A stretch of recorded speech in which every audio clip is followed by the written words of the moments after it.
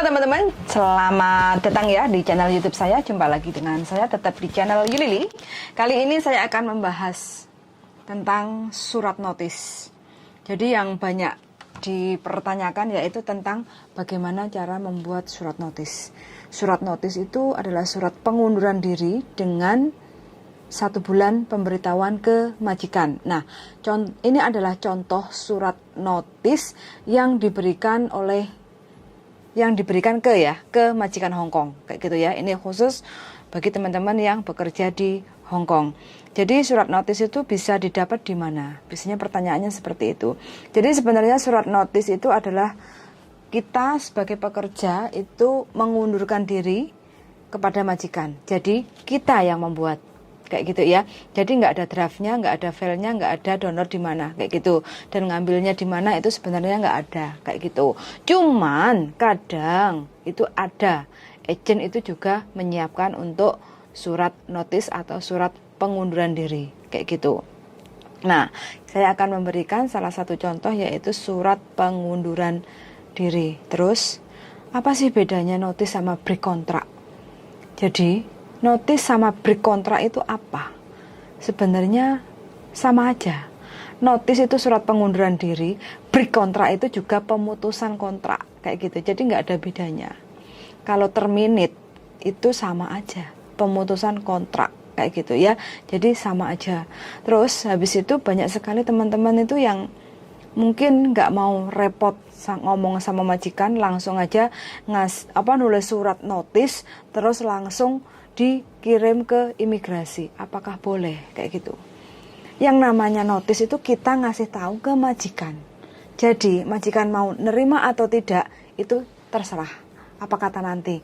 Intinya kita serahkan dulu pengajuan bahwa kita mau mengundurkan diri dengan surat pemberitahuan 1 bulan sebelum kita keluar.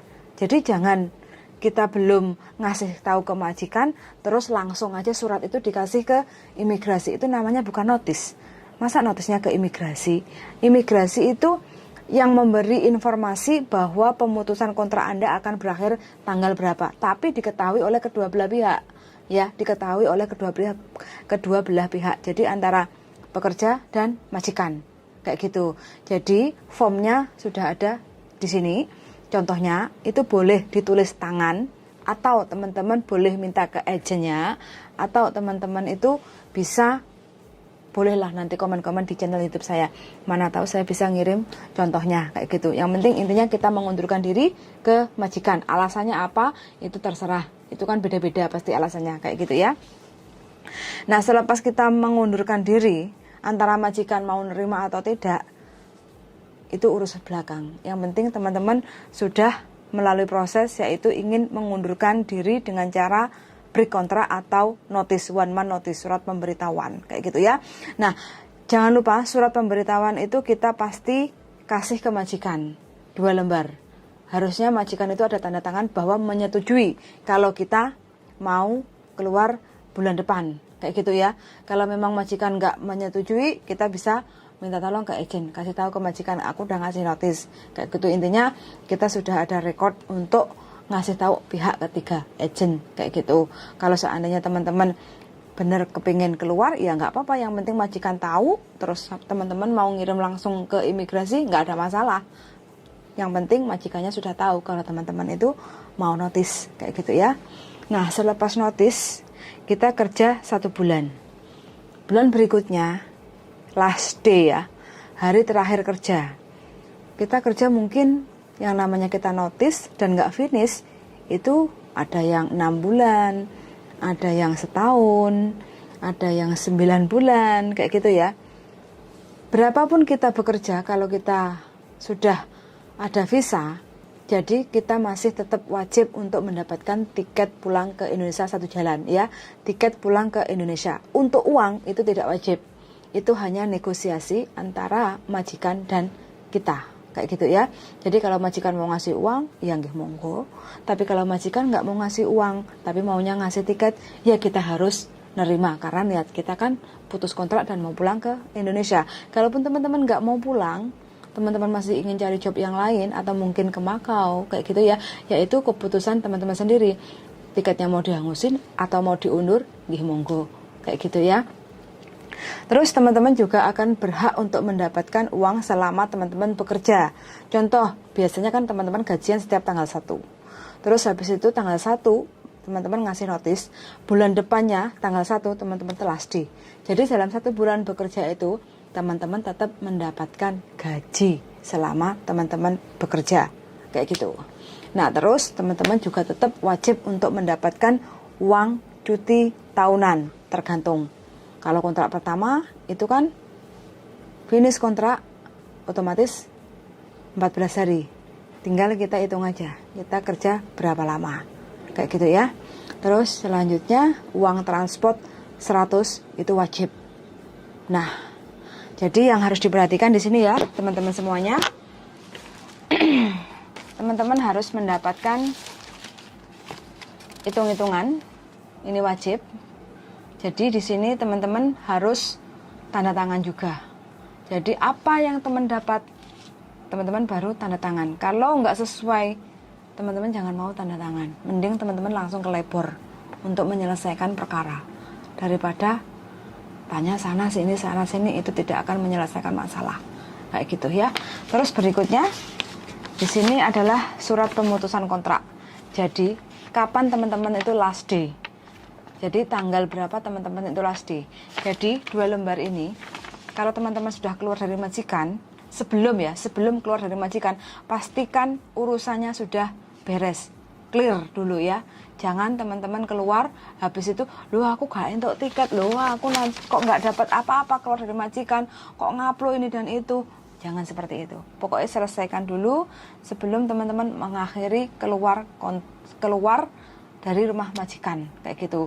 Terus karena posisinya teman-teman sekarang ini kan niatnya ngebreak atau notice atau putus kontrak, pastikan barang yang kita keluarkan itu harus minta pihak ketiga untuk ngecek. Jadi ada saksinya. Jadi teman-teman minta izin sama majikan. Ini aku mau keluar, tolong cek barang saya. Kayak gitu ya. Jadi waktu teman-teman ngomong kayak gitu, paling tidak, kalaupun nggak ada pihak ketiga, agent atau siapapun, boleh panggil polisi. Kalau memang nggak mau terlalu ribet manggil polisi, pastikan ada rekod handphonenya itu ada rekamannya. Takutnya apa? Takutnya teman-teman dituduh mencuri kalau teman-teman tidak ngasih tahu majikan bahwa teman-teman mau bawa keluar barang-barang yang ada di dalam rumah, walaupun itu punya teman-teman semua. Karena teman-teman keluar dari rumah majikan, ya pastikan teman-teman itu ngomong ke majikan, ini aku mau keluar, tolong cek lagi barang saya, geledah lagi barang saya, apakah clear, tidak ada yang ke bawah barang kamu, kalau nggak ada aku keluar. Begitu. Jadi biar kita itu tidak ada cacat rekod kayak gitu ya. Terus yang terakhir, pastikan teman-teman selepas keluar dari rumah majikan, teman-teman itu waktunya cuma 14 hari bisa tinggal di Hong Kong ya. Selepas keluar dari majikan dihitung ya. Ingat, makanya ini penting juga. Kapan kita keluar? Jangan sampai kita overstay. Kalau kita overstay yang repot siapa? Kita sendiri. Jadi nanti kalau kita masih kepingin cari rezeki di Hong Kong, pastikan teman-teman itu harus perhatikan izin tinggalnya. Jangan sampai overstay, itu saran saya. Tapi kalau teman-teman sudah gelap, nggak kepingin diatur, pengen bebas, ya nggih monggo, itu semua keputusan ada di teman-teman semuanya kayak gitu ya. Jadi ini adalah info aja bagi teman-teman yang kepingin notice. Terus banyak lagi yang tanya, saya kepingin, saya beri kontrak, saya putus kontrak, saya terminate, saya masih kepingin di Hong Kong cari kerja, apakah bisa ganti majikan nunggu di Hong Kong? Sekarang sudah tidak bisa lagi ya teman-teman. Jadi siapapun teman-teman yang putus kontrak, terkecuali finish, terkecuali nenek atau yang dijaga meninggal, terkecuali majikannya pindah negara, sudah tidak tinggal di Hong Kong lagi. Terus yang terakhir karena majikan kena PHK atau masalah keuangan atau financial problem, jadi teman-teman tidak bisa untuk nunggu visa di Hong Kong kalau mau ganti majikan. Jadi mau nggak mau teman-teman harus legowo pulang ke Indonesia untuk nunggu visa kayak gitu. Estimasi visa itu berapa lama? Estimasi ini perkiraan normal kalau teman-teman tidak ada cacat kriminal atau tidak ada cacat rekod atau tidak ada cacat buruk dari majikan-majikan yang sebelumnya, normal sebenarnya 6 minggu. 1,5 bulan teman-teman itu sudah bisa visa turun. 1,5 bulan itu dihitung dari masuk ke imigrasi, tidak dihitung dari tanda tangan kontrak. Jadi kita tanda tangan kontrak, otomatis teman-teman kan pasti tahu ya, kontraknya dimasukkan dulu ke KJRI, dan KJRI itu taruhlah perlu waktu seminggu ke 2 minggu kayak gitu. Jadi 2 minggu ditambah selepas keluar dari konsulat, habis itu masuk ke imigrasi dihitung 6 minggu. Jadi 6 minggu ditambah 2 minggu, taruhlah 8 minggu, total 2 bulan. Normal itu 2 bulan visa itu sudah clear atau approve atau turun kayak gitu ya. Kalau lewat dari 2 bulan visanya belum turun, berarti ya ditunggu lagi, sabar lagi 2 minggu lagi atau 1 bulan lagi. Lewat dari 3 bulan itu pasti tanda tanya. Itu yang ditanyakan teman-teman. Apakah putus kontrak atau terminate atau break kontrak bisa nggak bisa turun? Hanya imigrasi yang tahu. Siapapun nggak bakal tahu. Agen pun nggak bakal tahu. Majikan dapat pasti bisa. Majikan butuh kita. Tapi yang nurunin antara visa kita bisa turun atau tidak, itu adalah petugas imigrasi. Sekali lagi, kita bukan dukun yang bisa melihat visanya bisa turun atau tidak. Jadi bagi teman-teman yang mungkin sudah tanya di channel YouTube saya, kenapa ya kok visa saya nggak turun-turun?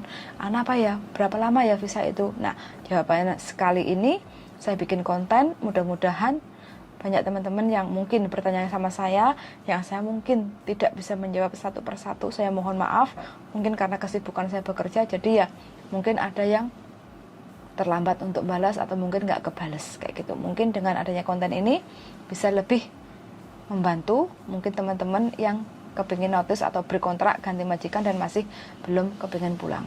Sekarang Makau buka, banyak teman-teman yang geser ke Makau, monggo, nggak ada masalah. Teman-teman mau kemanapun, monggo, nggak ada masalah. Tapi yang namanya bekerja, kita di mana tempatnya itu semua sama. Tergantung kitanya mau kemana, senengnya di bidang apa, monggo. Kayak gitu aja sih. Bagi teman-teman yang masih kurang jelas atau ingin tanya-tanya seputar putus kontrak atau seputar notice atau yang lainnya, monggo. Atau mungkin teman-teman ada yang request mungkin dibahas tentang apa, monggo, kayak gitu. Bujuku, ada penambahan? Ada penambahan? Pas. Pas? Pas. Ada pertanyaan? Tidak ada. Tidak ada? Tidak ada. Oke. Tidak selalu. Tidak selalu, oke. Nah, gitu aja ya. Nah, malam hari sebelum tidur saya sempatkan untuk bikin konten ini. Mudah-mudahan bisa membantu pemikiran teman-teman semua. Yang penting niat engson aja teman-teman ya. Niat engson nyambut gawe. 2 tahun itu cepet. Walaupun kita diomeli majikan, walau kita kadang dikasih makan nggak cukup, kadang dikasih makan sisa-sisa, terima aja dengan ikhlas. Pasti suatu saat kita akan diganti yang lebih dari hari ini kayak gitu. Jadi nikmati aja. Kalau memang kita dikasih makan yang kurang, ya mbuh piye carane lah. Kita lebih baik beli tahu tempe, kan murah toh, $10 dapet toh. Nah, kasih sambal wes enak. Enaknya pakai banget daripada yang mahal-mahal. Kayak gitu aja udah enak. Pokoknya dinikmati aja. Mbuh piye carane, niat ingsun finish kontrak. Kalau kita sudah finish kontrak dan menanamkan dalam diri kita, pokoknya kudu finish, kita pasti finish. Pokoknya uang kudu ngumpul, target berapa, bismillah, insya Allah bisa. Kayak gitu ya teman-teman. Suwun sangat, semoga bermanfaat, dan terima kasih sudah mendengarkan. See you the next video. Bye-bye.